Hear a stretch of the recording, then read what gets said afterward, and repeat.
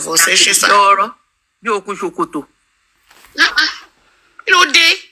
Tó bá porúkọ ẹ̀ ń bíbá ìhàn ìwọ ni. Tó bá porúkọ ẹ̀ ń bẹ̀ yẹn, kí ló dé? What is it? Ọkùnrin. Sherry, ìgbà míì when I see Sherry, Ọlọ́run Sherry ẹni tí ò bá learn, especially on this TikTok, tí ò bá learn kò lè gbọ́n mọ́ o. Orí social media yìí mo ti rí pé àwọn ọkùnrin, most of àwọn ọkùnrin tó wà nínú justice wọ́n worse jobìnrin lọ. Wọ́n worse. Ọlọ́run kò sáré ìfòkó ṣọ́ọ̀kì wọn lóko ló ṣe. Obìnrin ló yẹ kán wá. Tó bá jóbìnrin ni wọ́n lè rí ilé ọkọ gbé. Pẹ̀lú kóbókóbá àti kétékété àti bálabàla tó máa ń ṣe kiri. Ẹ̀yin lè máa rojọ́ bí lè máa rojọ́ náà lẹ. You want to look good in front of everybody. You can't. And I say it. Wọ́n tẹ̀ ìjọkùnrin kan kò sí ìyàwó ńlé wọn àwọn wèrè. Kí ló dé? Ìwọ ló fẹ́ dá bí ló fẹ́ dá lóhùn ló fẹ́ dá. You can't be that. I don't want everybody to like me because I don't like everybody. I don't want to deal with everybody because I don't want everybody to deal with me. Bílẹ̀ ayé ṣe wà nìyẹn. But you want to be good here. Ìwọ ló fẹ́ dá lọ́dọ̀ àwọn justice for Mohbad Joseph Aloba. Ìwọ náà ló fẹ́ lọ dá lọ́dọ̀ àwọn Black Widow. Kí ló dé? Bá kó lọ́dọ̀ Black Widow wá tún bọ́ sáwọ́ ọ̀dọ̀ àwọn wèrè kan tán láwọn science student ẹ máa máa rojọ́ lórí burúkú kiri wọ́n ṣépè ẹjọ́ fún yín ni. Ọkùnrin kọ́kọ́ máa kà boroboro bí ẹyẹ bá kà. Ẹni ìṣòro gidi. Mọ̀mí Désọ́lá yẹn sáré update yìí. Wọ́n ń ṣe science student mọ́. Ogun student ni wọ́n báyìí. Science student yẹn ò pè wọ́n ti sọ Ogun student ni wọ́n báyìí. Ogun student. Ogun yẹn náà lọ máa fara wọn ṣe. Ogun òkùnkùn gbọ́ nǹkan. Ogun student náà. Say it completely. Ogun gbọ́ nǹkan kan. Ogunlakaye student.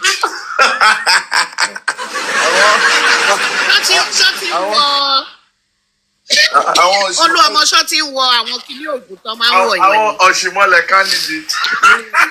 Ọ̀dọ̀ ní sórí ìgbà. 80-70 hour yìí. Ẹ jẹ́ wá pa ṣé enjoy yàrá yín. Ọ̀dọ̀ wọn ní shrine wà. Anybody tó bá fẹ́ ṣépè pẹ̀lú ògùn ọ̀dọ̀ Papa Ringo lè máa lọ. Àwọn olófò. Wọ́n tún ṣẹ̀ bẹ̀rẹ̀ yẹn nìyẹn o. Wọ́n ṣẹ̀ṣẹ̀ bẹ̀rẹ̀ ni. Science ò pé Lọ́n wá o, lọ́n ṣàánú wa o. Science ò pé wọn ò náà yẹ. Ìyàwó ọ̀rẹ́ kankan ló science. Ọ̀nà fi sọ́dà Ògún. Ìgbà tó jẹ́ pé sáyẹ́ǹsì wọn náà irọ́ ló bá dé. Irọ́ ló bá dé ńgbà tán ní lágbájá ṣókólẹ̀ tí tàmẹ̀dù ṣóbòlẹ̀ tí làkàṣègbè ṣóbòlẹ̀ tẹ́ni Joseph Aloba lọ̀gá wọn. Ewúrẹ́ tún sọ ọ̀gá wọn tẹ́ òun náà ni young daddy. Mo ti mísì yín ṣá, mo mísì yín. Àwọn okó tó dàbí pinky finger. Àwọn very unfanimoro soko. Mo mọ̀ pé ẹ̀yin náà kanu sóko yẹn àbí. Àwọn ni Joseph Aloba lọ̀gá wọn. Kí lẹ wí sà? Mo lẹ́yìn náà rí oko yẹn. Mo rí orí mi lára pàápàá. Mo sáré dìbò ìtẹ̀ níta ló làbàṣà. Mo sáré dìlì ìtẹ̀ ní kíkí gbogbo pálapàla yẹn. Àwọn aláìlójútì. Rubbish people. Young daddy, ẹ wo, mo lọ pàtí lánàá aago 2 lóru mo wọlé mo lọ. Mo lọ kọ́ tí mo fẹ́ sùn díẹ̀. Everybody thank you. Thank you very much. Thank you for all you do. Mommy 80-70, I miss you. Mommy Bosunbola, I miss everybody. Olu, Daddy Sak, I miss you too. Thank you for representing us well. Thank you very much, ma. Gurexi kílẹ̀ tún wá lókè bí tó yẹ kẹ́ lọ sí mi. Gurexi tún ní bring me up. Gbẹ́gúrẹ́ sí sókè o, mo fẹ́ sọ nǹkan kan. Àwọn tó fẹ́ screenshot, àwọn tó fẹ́ screen record kún ọ́rẹ́dì. Mo fẹ́ tú àṣírí kan nípa Gurexi. Ó yá Gurexi gúrẹ́. Gúrẹ́ déètì tí mo gbogbo ẹ̀yin kámẹ́rà o. Déètì tí mo fún yín. Set your camera. Hello ma. Hello sir, gúrẹ́ déètì tí mo fún yín ṣé mo máa rí yín? Yes or no? Déètì tí mo sọ fún yẹn lé àṣẹ mo máa rí yín àbí. Sir. You don't know how happy I was this morning. I was very happy because the last period I saw on the place and saw you and that other lady, I was in the hospital bed. Adúpẹ́ f'Ọlọ́run. All three of you. All three of you. Adúpẹ́ f'Ọlọ́run. Nẹ́tíwọ̀kì tuntun sá lọ. Thanking God for your life. But I thank God today that Ọlọ́run dá ẹ̀mí mi sí láti rí yín ta. Olúwa ṣeun. Which was a joy. Ẹ ṣé gan. God will continue to protect us against all these àwọn aláìmọ̀ kan. Anyway, ẹ ṣé gan. Now, ẹ jọ ẹ wọ́n wá ń darí.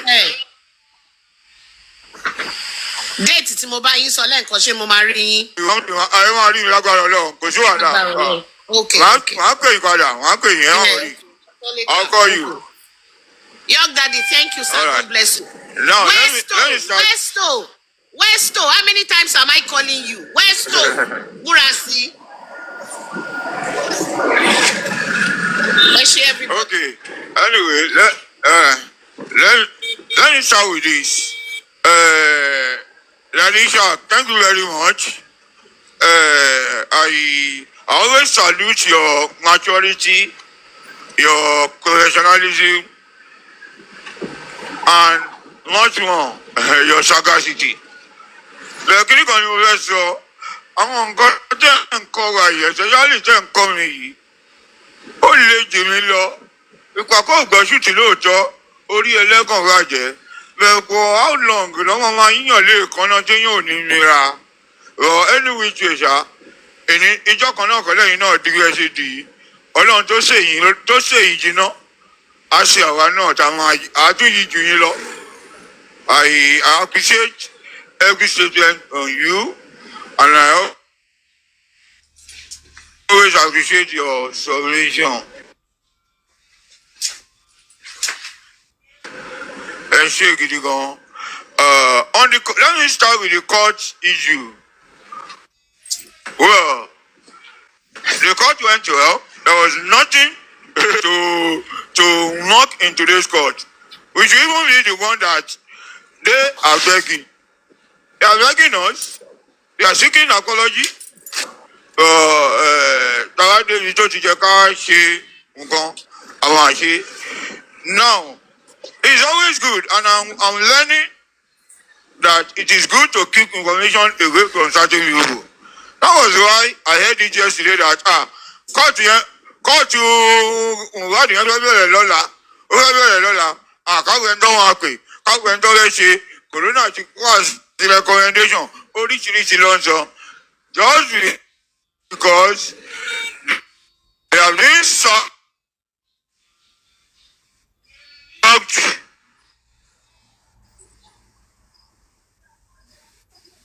what they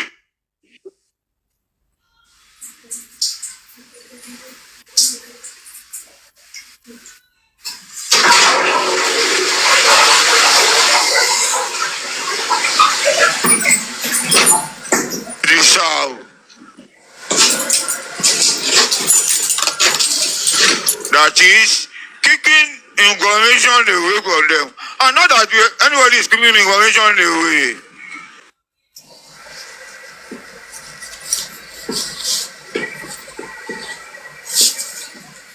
Nẹ́tíwọ̀kì Gurexi lè ní kí lọ sí Tanzania o, Ọlọ́run. Ẹ fa padà Gurexi, ẹ fa nẹ́tíwọ̀kì yín padà ìjọ tẹ̀lé Ọlọ́run. Kọjá Tanzania báyìí, bí ọ wájú Zimbabwe gan ló fojú ilé tó ń lọ báyìí.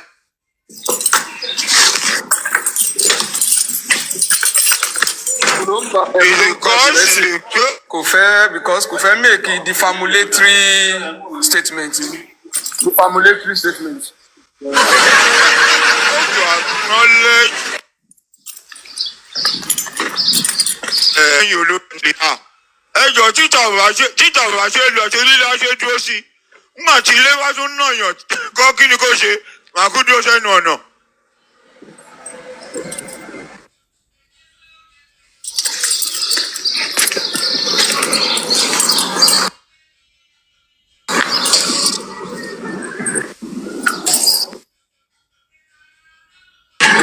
ṣé network rẹ tà. kò dá ọ network yín ò dá gbèsè network yẹn á ó lágbára. York respond. I think one thing.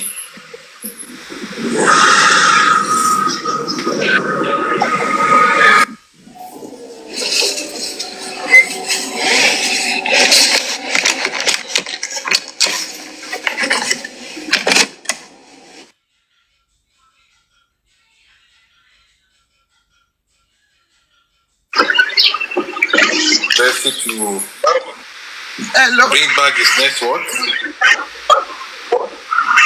Maybe I should not go. Am I allowed to tell you? Yeah, Oloma, let's have you after Oloma Ajia. Thank you very much. Moki Boboleo, Moki Boboyin Pata, Tiowo.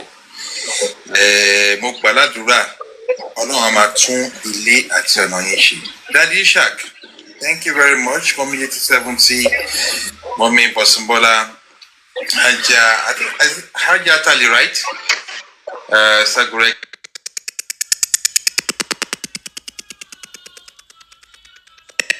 Everybody, those are this on the fence.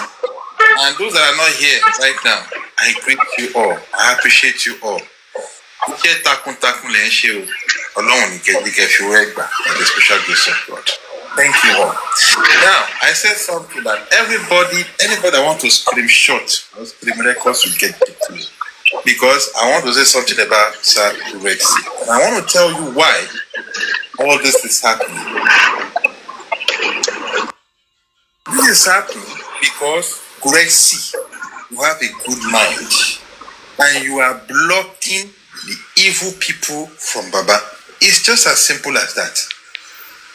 And in this life, there is no how you will be on the side of the truth, or there is no how you will be doing good, and you will expect that they won't come for you. They will come for you. So REL3ÄSE, please know that and know peace. Don't even give yourself any headache. They will come for you. When you are growing, they will always look for your downfall. That is the reason why we are not growing as in Nigeria. We have problems. Because but most of the time, when they see someone growing up, they will pick up the person and they will help the person to grow. They will look for the success of that person. We've heard about what we call startup, all these startups. In the Western world and in the country, tell me wow, when you have a good program or when you have good intention, you have good idea, the government or organization or people will help you. Just make it known to everybody. They will give you helping hand. They will help you grow. We have that startup thing in Nigeria too. But try it now. Bring out your idea. They will say, I'm a finish it. That is why we have so much problem. Because I personally have learned a lot in this justice for Mohbad. Some are not surprising. There's some things happening. And some is a very big surprise. When I thought it's finished, this one is still coming up again. Well, that is life for you. So globally, we shouldn't be surprised. And I'll give you one example about one thing that REL3ÄSE did. There is this particular host. I don't want to mention her name. That day, they prepared to bring Baba to her platform. And when they called Baba, I think REL3ÄSE answered the call and said, Baba was not okay or something. Anytime we to change REL3ÄSE and Baba, oh no, orí ẹ̀ ló padà sí. Now eventually we now no it's not even that, no crocodile no host big host this just for Mohbad want to retire for now she don't want to retire you understand ìgbà tí wọ́n dẹ̀ fún bàbá ní iṣu àti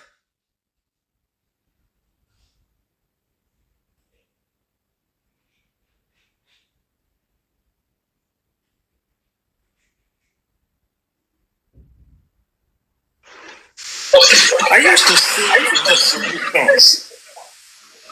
ẹlòmíì wá tó yẹ pé ó ń wá justice true but for him or her he or she has to be at the forefront.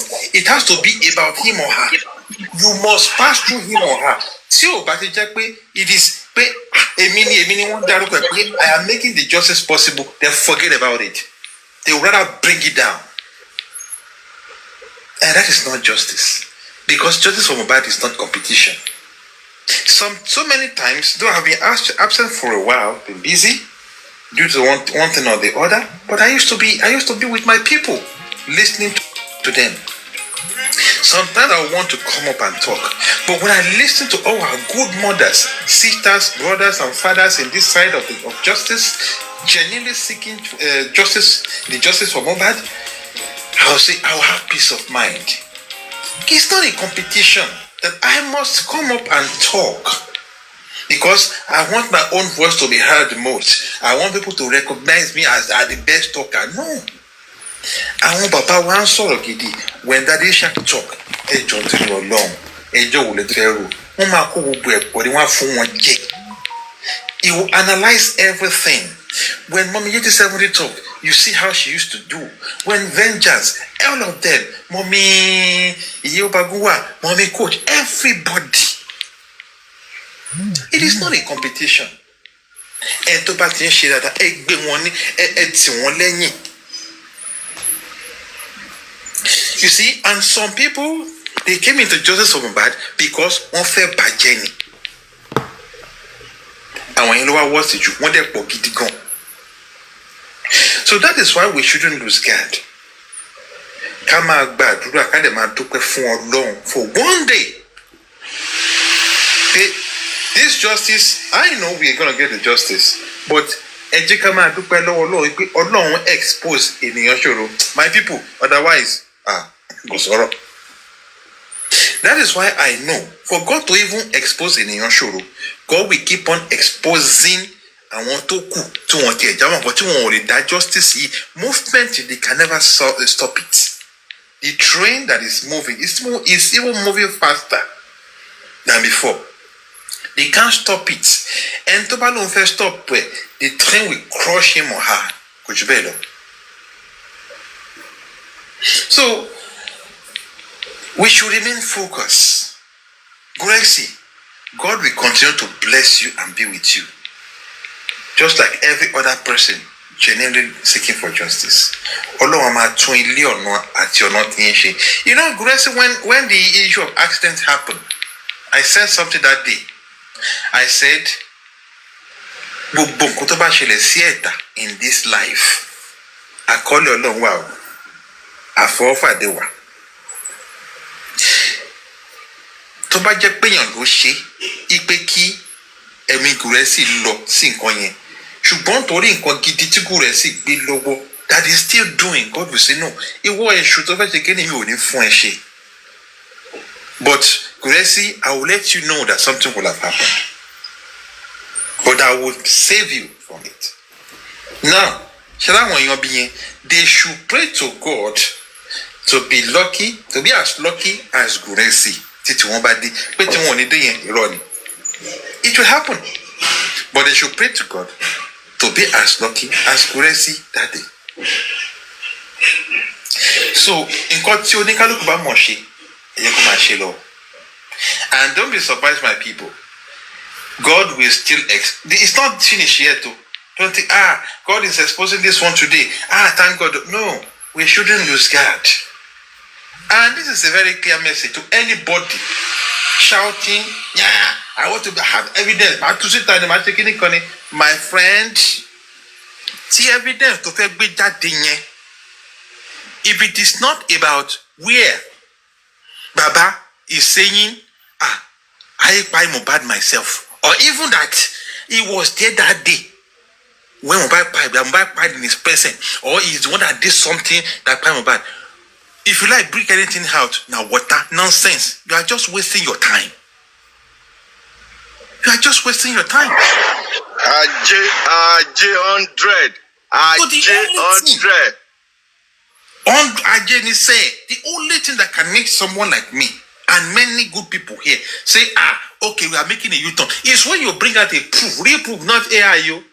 We are not daft, we are not stupid. When we see cut and join, we know. We might be talking like this. You don't know me, I don't know you. You don't know what I'm capable of doing, and I don't know what you are capable of doing. So respect is reciprocal. Me personally, I respect I want you more julo, I want you more julo. I don't underestimate anybody. So if you just think I will bring anything to these people on this side, believe me, we will screenshot everything you are saying, we will screen record it, and we will analyze it, we will do forensic on it, and we will expose it.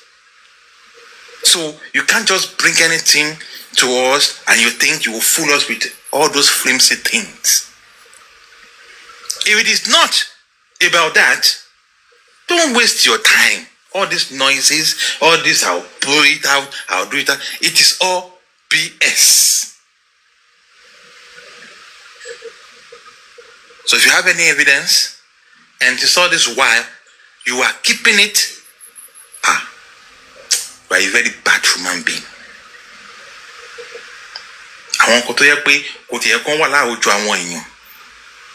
How can you come out there and say, I have evidence?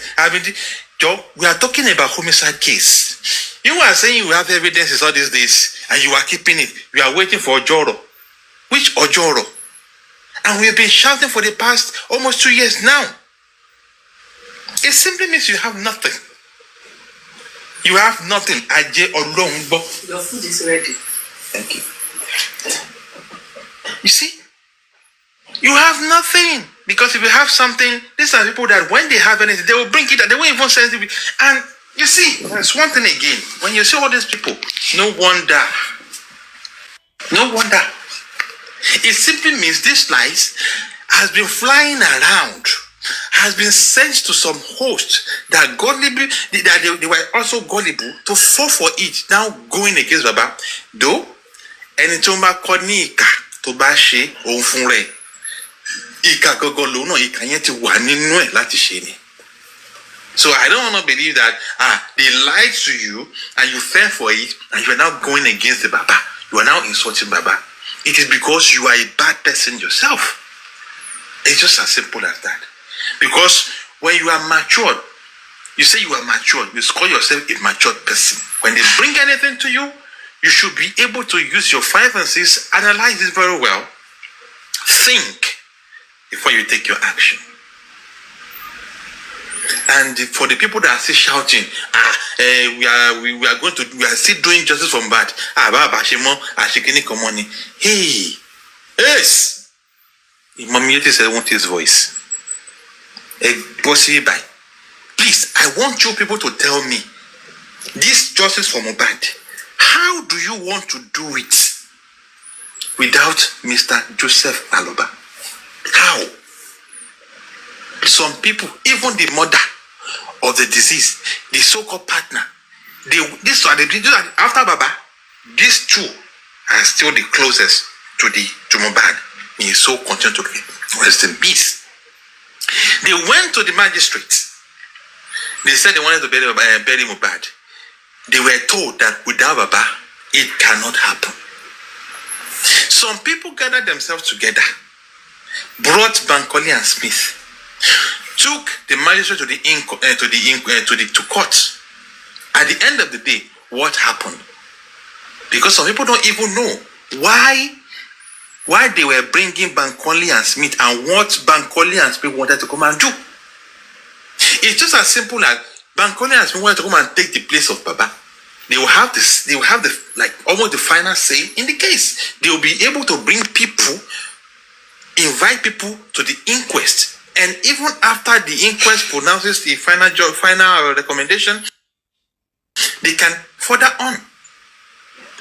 So after that has happened, still, some people are just saying, we are doing justice, we are going to get justice without Baba. Yomi, Fabi, Ogao.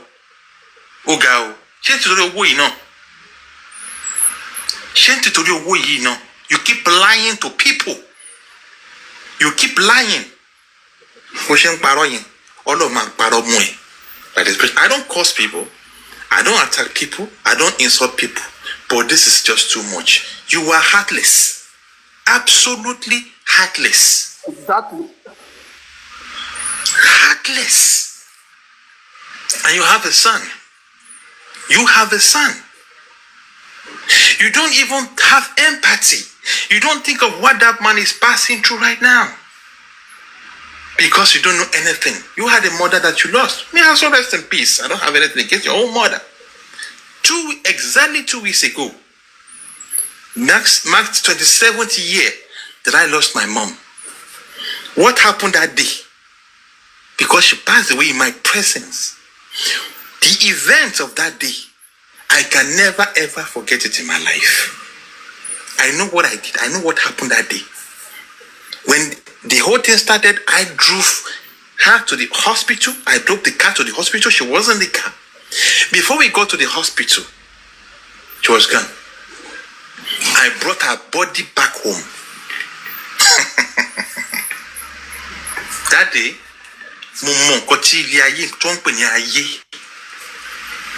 so there is nothing. I respect Arawa. There is nothing anybody can do to go sing or to I have some friends that used to tell me, boy, you know. You know, I've room by me. Kilo to fresh air said that Lia told you in got you joy to Rilo. Timothy Fujimiri. Kilo to fresh air, Kilo Feli Junielo. The highest thing is Kemilo. Olo Majika Fio Jolo. Olomajika Kokoro. So for you people, for somebody like me 27 years ago, it's still fresh in my memory, and I still wish my mom is still around today. Do me. I want to continue more see. Talk more to me by any. Be I am actually one aye. Our medical clinic taking by. If I have taken it, maybe she will still be alive. Or she do me up to today. Talk less of Baba. Talk on money. Yani most for you, my own mother. Now compare it to Baba to lose or more to your logo. Anybody still insulting that Baba? And to ban my insult of Bayamo, keep insulting him. Because Kama will look at all of you. Thank you very much, Og Daddy. Thank you, everybody. God bless you all. Thanks for listening to me. Please, Your Daddy. Thank you, sir. Your Daddy, I'm not. Mr. Guresi. Hello, how are you? Mr. Okay. Guresi, I want to beg you, please. I want to beg you. Wọ́n ní bàbá wa ó ti sin gbẹ́rẹ́ sórí, courtesy of Mọ̀mí Lọ́ládé. Àwa bàbá Lọ́ládé, àwa fẹ́ kẹ́ gbé bàbá wa ká sin apá àtẹsẹ̀ fún kí gbogbo ẹ̀ kú lè complete. Ìyẹn number 1. Number 2, nígbà tán fẹ́ tú àṣírí fún wa, ara àṣírí tán ti tú ìkan ti wà ńlẹ̀. Wọ́n ní Múyìwá ó admit pé òun ló ń ba CCTV jẹ́. Wọ́n ní kí ni ìdí tó fi bàjẹ́, ó send the lawyer. Ṣé kò tún ṣe kidnapper ni Múyìwá send àti bàbá ni? Lawyer náà tún send lọ́bẹ̀. Ẹ jọ identity kidnapper ní kẹ́ ẹ bá wa bẹ̀ wọ́n kan gbé jáde. And reason táwọn fi ní pé àwọn ti wà outside the country kan forúkọ àwọn sínú affidavit. Èmi ò mọ bí wọ́n ṣe gbé affidavit sí court. Ṣé n tó sú ẹ affidavit máa wà nílùú òyìnbó tó wà ní London. If that not that this guy is telling us now that he's a criminal. Kan forúkọ ẹ̀ sínú affidavit kó ń dẹ̀ wà nílùú òyìnbó tó ń sá lọ. ó meet neighbor tó ní CCTV lọ́wọ́, kò gba orúkọ neighbor tó ní kó lọ gba court order wá. A neighbor is telling you go and bring court order. You don't even have the name, the right address of the neighbor, a key witness tó ní pé òun rí bọ́n ṣe ń wọlé tán ń jáde. Ẹni yẹn ò bà CCTV jẹ́ o.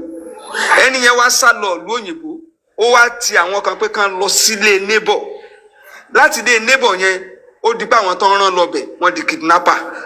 Ṣé rí ìtínú mi fi dùn ní pé nígbà tí Bùrẹ́sì jí owó bàbá ò pariwo, àwọn ọ̀tá ní ń pariwo. Ìgbà tí Bùrẹ́sì gbá bàbá lójú, bàbá ò pariwo, àwọn ọ̀tá ló ń pariwo. Àwọn ọ̀tá yín, Mr. Bùrẹ́sì, Ọlọ́run jẹ́ kí wọ́n máa gbó kiri báyìí náà ni o. Don't, you are this chief I've told you. Kò sí kù tán lè ṣe tí chief security officer bá fi lè lọ, kù ti wà. Ó ti wọ́n á execute easily ni o. And you must you must bear all this heat. More will still come because you are the man standing with the last man. If you allow them pé ó tẹ̀ tí wá pọ̀ jù, Ọlọ́run má jẹ́ ká ṣubú fọ́tàyọ̀ o. Àti gbogbo ẹ̀ àwa máa bá yín claim ẹ̀. Ẹ̀yin ẹ ṣáà máa wò wá ràn. Thank you all. Agenti, ṣé n tí mo dẹ̀ sọ́ọ̀sìn, ṣé kò sí defamatory statement ń bẹ o? Ẹ jọ tó bẹ́ẹ̀ wá máa bá dájú ṣáàkì wa. Wọ́n tó bẹ́ẹ̀. Kó má di pé wọ́n wá lọ máa dírẹ́jì wa, wọ́n ti di dredging of direct and indirect rule o. Wọ́n ti àwọn ti mo ní tolerance, gbogbo tolerance àti ẹ jọ o, ẹ ṣé gan. Sorry, Thank you. Ajay, hold on, man. I'm not going to be long. Young Daddy, I've sent one of the VDM screen record early 2023. I want you to play it, or you can listen to it and compare it with Lagata one. If VDM can point some points out and saying that Naira Marley voice record outside and Wunmi one, because he's trying to compare it, and the same Lagata doesn't want that Mohbad and Wunmi voice record to go viral 2023. So I'll send it to Yeye Babagunwa. She can send it to you. And let me, Mr. Guresi, Ọlọ́run ti gbé yín lékè. Kẹ́ tó lọ sí hospital, l'Ọlọ́run ti gbé yín lékè. Ẹ jẹ́ kán kó nǹkan tó wà lọ́wọ́ wọn síta. We are not going to debunk anything. Kó síta. Ẹ má worry. So let me mute. Mommy Eti. Hello, ma. Thank you. Ẹjọ sorry. Bùrẹ́sì. Ẹjọ mo ti fẹ́ wọlé bake mi. Mo ti wá bí látàrọ. Látàrọ kẹ́ tó lé mo ti wà mí. Mi ní pẹ́. I will just brief. Ẹ má bínú. Daddy Shark, Mommy Eti, Mommy Bosumbola, Abaguresi and everybody, thank you so much. Ọlọ́run ò ní jẹ́ kí gbogbo wa sọ̀rọ̀ tán. Ọlọ́run ò dẹ̀ nípa làákàyè gbogbo wa. Shari, one thing tí mo realize about these people ni pé ṣé àwọn tí jẹ́ pé wọ́n lè differentiate láàrin ọ̀rọ̀ tí Yomi Fabiyi sọ́ngbà yẹn tó sọ pé káwọn tó lè ṣe kinní kan àwọn láti mú bàbá kúrò tí wọn ò rí anything wrong in that thing lọ́ fẹ́ rí anything wrong nínú nǹkan tí Lagata sọ wọn ò lè rí anything wrong in it because wọn kì í ṣe afúnú nìkan afọ́fúngbẹ́mu ẹni tó pè wọ́n ní dumb score platform kò sì sọ rárá because they have a brain of a rat wọn ò ní ọpọlọ tó fi ń ronú. Yomi sọ nínú voice record tí Karimo gbé jáde pé káwọn tó lè ṣe nǹkan kan àwọn ní láti mú bàbá kúrò but they don't see anything wrong in what that man said and ohun tí Lagata sọ nínú voice note tiẹ̀ náà they don't see anything wrong in it, they couldn't analyze it. Ẹkún tó ń sun was gbẹ́rẹ́ bàbá sín gbẹ́rẹ́ bàbá sín gbẹ́rẹ́ bàbá sín gbẹ́rẹ́ ló ń pariwo bàbá jẹ̀ máa sín gbẹ́rẹ́ kó kúrò ní gbẹ́rẹ́ bàbá máa sin. Gbogbo any evidence tẹ́ bá mú wá. We are here for you. Ṣé ra wa kan tó àwa tó kù iṣẹ́ tá support bàbá yìí. Bẹ́ẹ̀ kóra tẹ́ pọ̀ jù bẹ́ẹ̀ lọ sẹ́, a máa gbé yín mì. We are going to swallow you people because ìkà ni yín, ọ̀dájú gidi ni yín, ẹ̀dẹ̀ kì í ṣe abiyamọ gidi. Débi pé ẹ fẹ́ jẹ́ ọkùnrin alálùbáríkà because ìkà ni yín. And now I took with certain support bàbá yìí sẹ́. Kẹ́ lọ pọ̀ sí kẹ́ lọ recruit àwọn èèyàn wá. We are going to swallow you people. A máa mú yín gbẹ. Because ẹsẹ̀ wo ò ní mì. We are standing with Baba Joseph Aloba. Torí yẹn kọ́ ló pa Mohbad. Ihun tẹ́ bá máa gbé wá tí ò bá ti ṣó òbí tí bàbá tó ti ń pa Mohbad. Àbí tí bàbá ti ń ṣe ọrùn Mohbad sínú pósí. Àbí ihun tó fẹ́ tẹ́ fẹ́ gbé wá tó ṣó pé bàbá yẹn ti wà nínú ilé níjọ́ Monday tí Mohbad kú sẹ́ tí kò bá ti ń ṣe yẹn lẹ gbé wá sẹ́. And we are here for you. Kẹ́ tó gbé one step, we are 10 steps ahead of you guys. We are 10 steps ahead of you guys. Ní dákẹ́, jẹ́ níwà diverted. Gbogbo ohun tẹ́ bá gbé wá, a máa fi máa ṣe omi tá a máa mú ni. Wọ́n ní tí pẹ́pẹ́yẹ bá jẹ òkúta, omi ló fi ṣu. Òun lọ̀rọ̀ yín. Gbogbo voice record tẹ́ bá gbé wá, máa gbá ni. The same pattern tí Lagata lò nínú voice note stop play yẹn tó fi ń dárúkọ ọmọ yẹn for them to call lè mọ nǹkan tó máa fi ṣe fún ọmọ yẹn. That same pattern yẹn náà ló fẹ́ lò fún Sister Coffee. Saying you are going to meet that woman in Germany. O máa lọ ṣe kinní kan ní Germany, Lagata. Ẹni tó bá ní kó máa wá sí Germany láti wá bá Sister Coffee ẹni yẹn ò ní ṣoríire tó bá bí gba ọmọ kò ní jèrè ẹ̀. But tí o bá wá gbogbo ohun tó bá dáwọ́lé Lagata gbogbo kan yẹn kò ní já sí rere fún ẹ. Torí olórí burúkú ni ẹ, o kì í ṣe èèyàn gidi. For a man to be recording people without their consent, you don't even know the gravity of what you're doing. You don't even know the gravity of what you're doing. If they want to go with the law with you, you will ever regret ever recording Babaloba. You will regret it. You won't fún ara ẹ ló máa dágbé kò tó ẹ sílẹ̀ tó máa jẹ̀jì sínú ẹ̀ fún ara ẹ with all these things you're saying. And you said, and I quote, only pé o ti mọ̀ for the years tó fi mọ̀ orúkọ ọmọ yẹn. It is safe to say pé o ti mọ̀ Mohbad ti pẹ́. Are you part of the people to drive us on pé wọ́n wá kọlẹ̀kùn òun lágo mẹ́ta, wọ́n wá kọ mọ́tò òun lágo mẹ́ta òru wọ́n fẹ́ lọ ra nǹkan fún Mohbad? Are you part of them? Because for you to have said it, o ti mọ̀ Dominica, o ti mọ̀ ti pẹ́, no, dẹ̀ ti mọ̀ orúkọ tó ń jẹ́, then it is safe to say maybe you know exactly what pa Mohbad.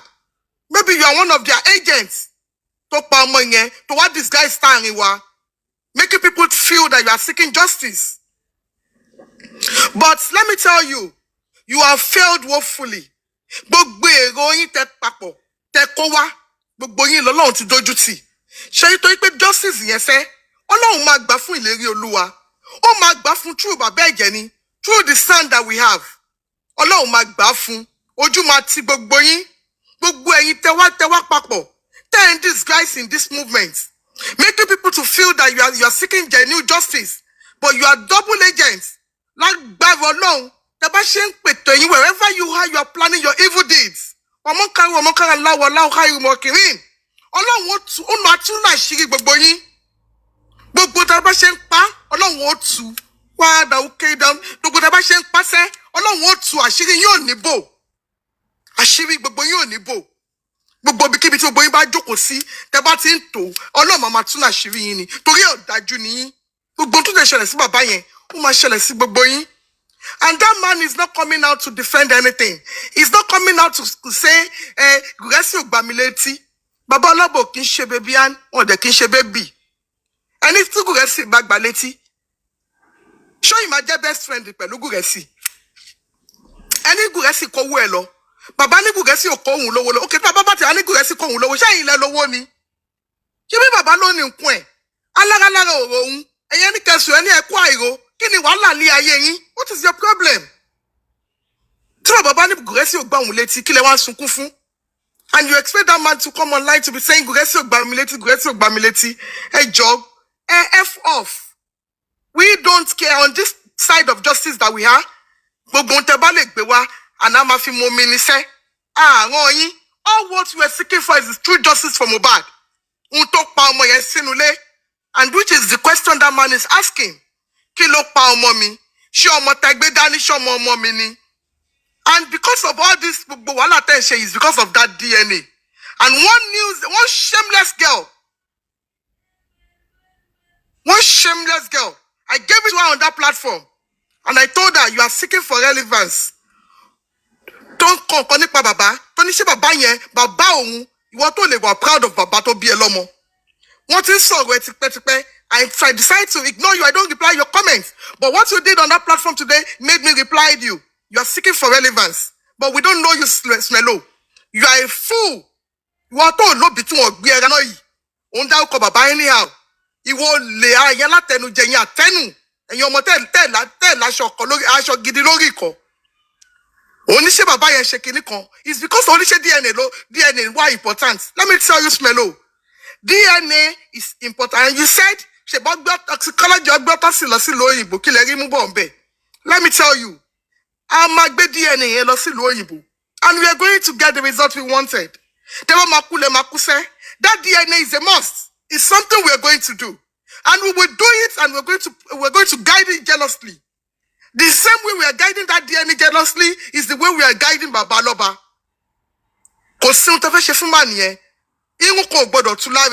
And Lagos State government, I'm saying it this afternoon again. I'm calling on you.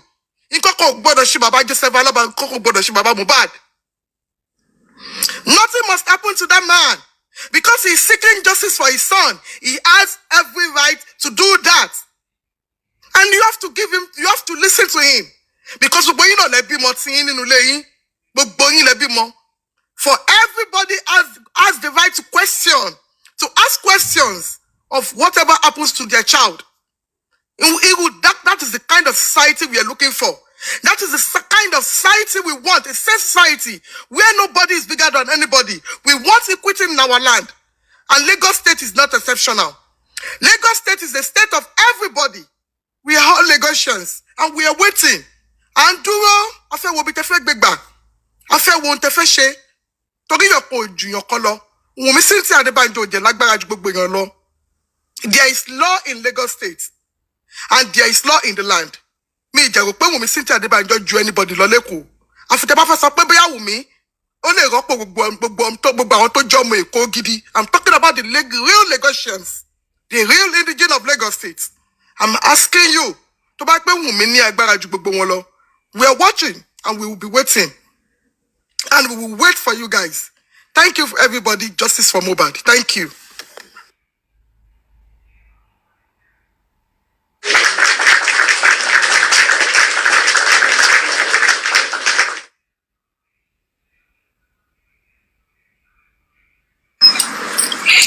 Thank you very much. Thank you. God bless you. Who is the next speaker? Talo tu fẹ́ ganu sí. Baba wa fẹ́ sing bẹ̀rẹ̀ sára baba o. A fẹ́ sing bẹ̀rẹ̀ gidi. Do you want me to play VDM? Play mommy mi ò sí lé ní mo ti fi play. Okay. Play. For this whole thing. Now, the first time I spoke about her and I said everybody is a suspect. 2 days later, they wrote on the popular blog that I was paid, and I was on Amali's payroll, that I was paid to push the whole narrative and say that the wife and the family were the one that did this. I won't put all the blame on them. I thought about it and I was like, wait. And then secondly, I noticed that some of these blogs, they were only posting consistently about Naira Marley and Sam Larry. Consistently, you understand? And even when other evidences came, where Mohbad was talking about his girlfriend, all of them refused to talk about that part. Do you understand? They refused to talk about that because... I'm going to stop that. Did you hear what he said? He said that voice record between Mohbad and Wunmi, they refuse to talk about that part. And that is the same voice record, the voice notes Lagata was talking about on Temi's platform. As of now, just the way Mohbad made that video and he said, if anything happens to me, hold Naira Marley, there's still a voice note, do you understand, that still says that the girl is trying to off him. Do you understand? And Mohbad even said that if you and your family don't want to do this thing before, as I reach my side, when I go collect. Do you understand? There's the way the thing was going. I calculated. And then when I continue talking about them, you understand them again. that they're going to knock me a 300 million naira lawsuit. Immediately I said, you know what, yeah? I need to know what's going on. Then I now went down to Tunde North's page, because it was on Tunde North's page that I saw that the girl was talking. You understand? Now, the day Mohbad died, barely 24 hours later, like even I think that same day, the wife made straight 8 posts on her story. Straight 8 posts on her story. There was no time to mourn. The thing did not take her by surprise. Do you understand? There was no surprise. So if the breadwinner, you just said that your breadwinner bye, the first thing you would do was to pick up your phone and start telling the general public. It's a celebrity. The news was going to come to everybody. The blogs were going to hear it. Why were you the one rushing to go and talk? And now, she's not. The posts she was making, yeah, all the posts were not about him. The posts were about her. Do you understand? Everything included her. Now, her in a way where she was taking everything. She was not making her. She was trying so hard not to make herself a suspect so that nobody is going to talk about her. Now, let me read all those posts she made so that people understand what I'm talking about. Bros, if they're going for this guy, I swear I'll catch. Yeah? Now, see, this is why I'm telling you that she's my number 1 suspect. The first post, she said, somebody should help me. I can't do this alone. Now, this person did this thing and used 3 kind emoji. People that are seriously hurt forget emojis. I'll tell you for free, and I'm telling you. They forget emojis. Do you understand? Unless you are so strong, then you remember. But you see emojis, let's leave that one aside. Number 2, she posted another picture of their throwback, and she said, our love story was a different one. We fought really hard to be here. I don't wish this type of pain on anyone. Now let's start by cycling the word I, which is representing herself. Do you understand? Now,